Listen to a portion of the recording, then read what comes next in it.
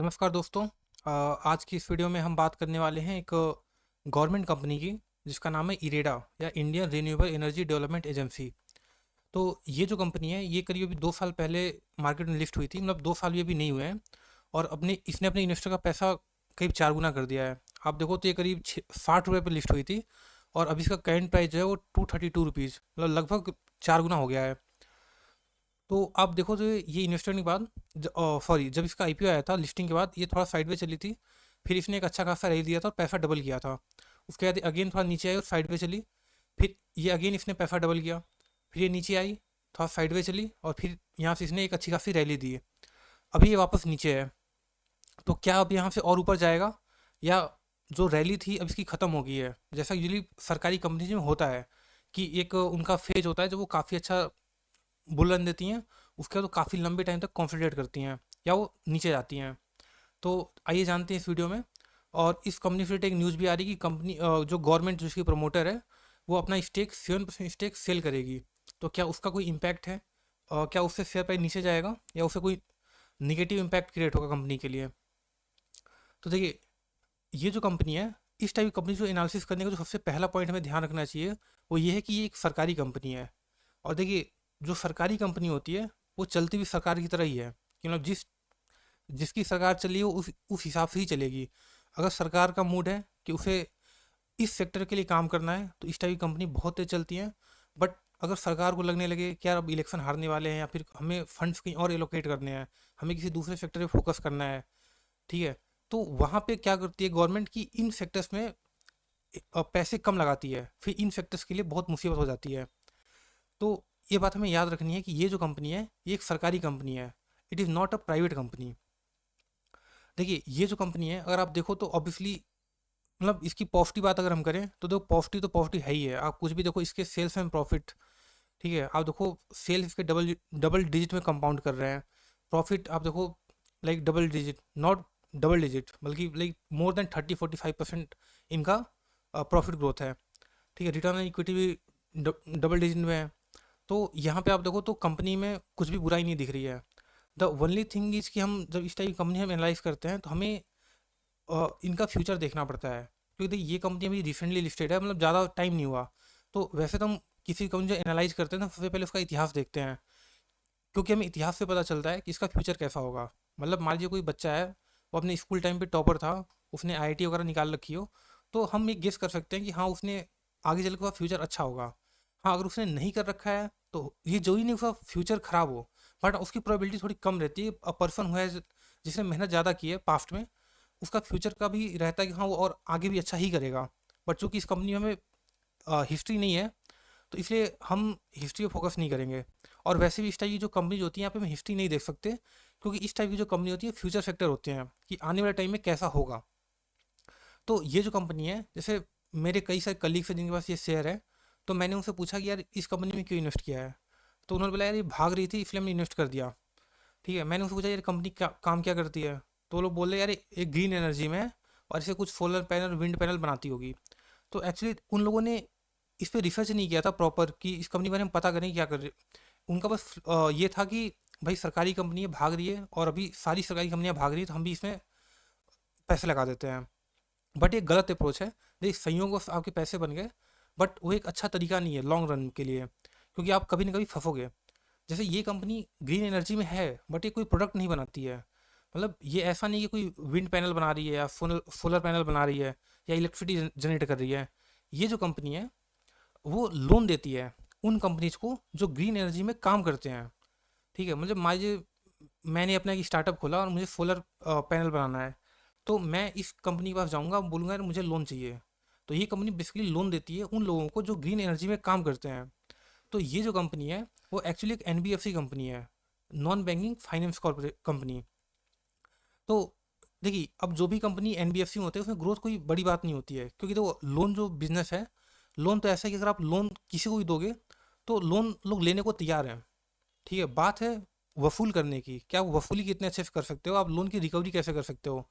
देखिए, जो सरकारी कंपनियां होती हैं उनमें जो सबसे बड़ा रिस्क होता है वो ये होता है कि, और इस कंपनी में खास जो सबसे बड़ा रिस्क है कि ये कंपनी छोटे लोगों को लोन नहीं देती है, मतलब किसी रिटेलर को लोन नहीं दे रही है, वो एक बड़ी कंपनीज को लोन देती है। जैसे मान लीजिए अडानी है, आप कोई बड़ी कंपनी टाटा पावर है, टाटा पावर तो नहीं बट हाँ जैसे जो ग्रीन एनर्जी में काम करते हैं जो बड़ी कंपनीज होती हैं, तो उन कंपनी में रिस्क क्या होता है कि अगर उनकी बिजनेस अच्छे चल गए तो आपका वो लोन रिकवर कर देंगे, बट अगर उनके बिजनेस में प्रॉब्लम आई तो आपको भी दिक्कत होगा।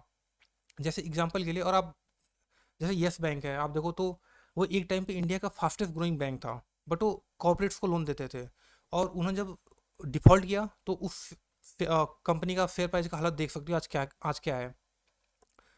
तो इस कंपनी में जो रिस्क है वो यही कि ये कंपनी बड़ी कंपनी को लोन देती है, मतलब कंपनीज को लोन देती है, तो रिकवरी में आगे चल के दिक्कत हो सकती है, क्योंकि वो काफ़ी रिस्क वाले सेक्टर है।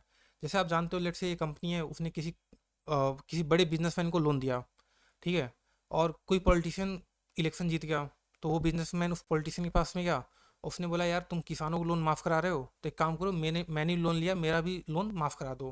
भाई तुमने जब इलेक्शन के लिए कैंपेन किया था, मैं तुम्हें अपना हेलीकॉप्टर दिया था, या मैंने तुम्हारे लिए ये काम किया था, तब नेता की मजबूरी है कि यार वो उसने आपकी मदद की तो आपको उसकी मदद करनी पड़ेगी। तो मंत्री जी क्या करेंगे, फ़ोन फ़ोन घुमाएंगे ऑफिस में, बोलेंगे यार इसका लोन माफ़ कर दो।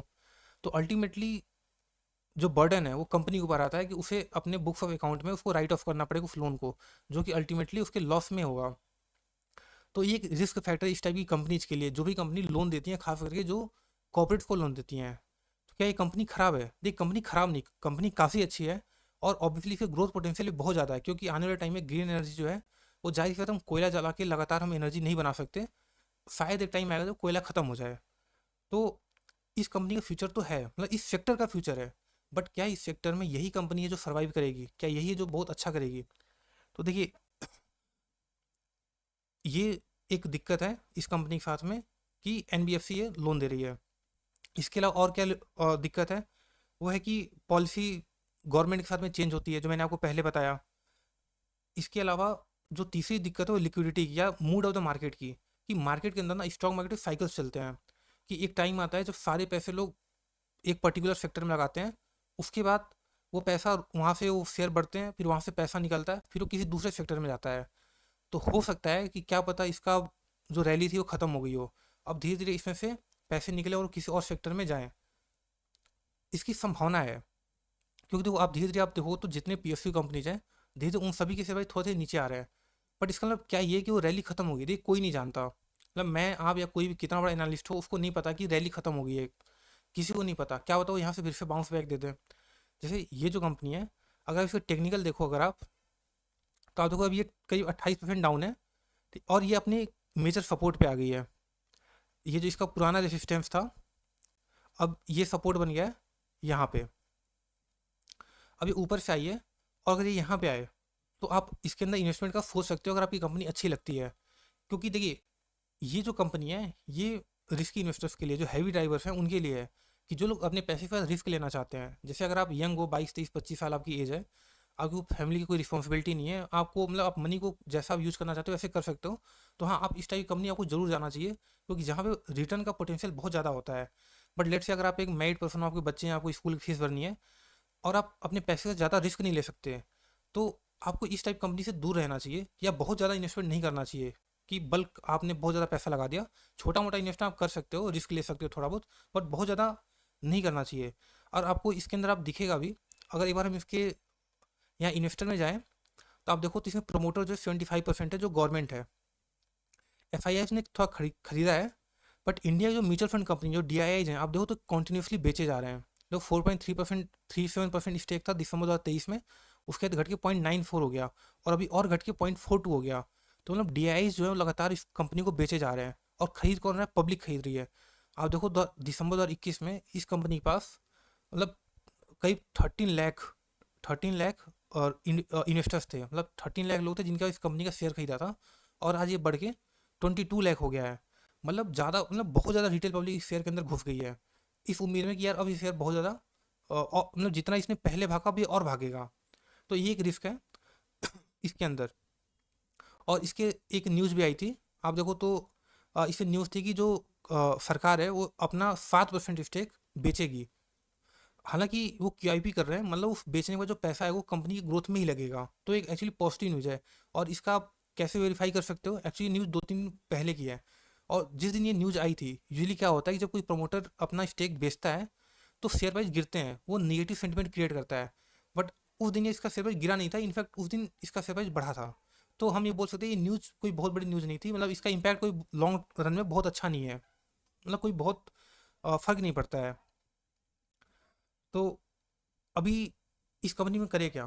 देखिए जो टेक्निकल है, टेक्निकल तो बता रहा है कि यार बाइंग का अच्छा ऑप्शन है, ठीक है, और टेक्निकल बोल रहा है कि यहाँ से भागेगा। अब फंडामेंटल क्या है, कंफ्यूज है, उसको नहीं पता कि यार इसका फ्यूचर क्या है, उसको फ्यूचर का अर्निंग ग्रोथ का पर्सपेक्टिव उतना क्लियर नहीं है उसके पास में कि फ्यूचर कैसा होगा। तो अगर आप टेक्निकल पे लाइक ज़्यादा बिलीव करते हो, और जैसे मैंने रिस्क की आपकी बात बताई, तो आप इसको देख सकते हो इस कंपनी को। और मैंने आपको प्रोमोटर का बता दिया, इसका जो इशू है वो पी रेशियो का है।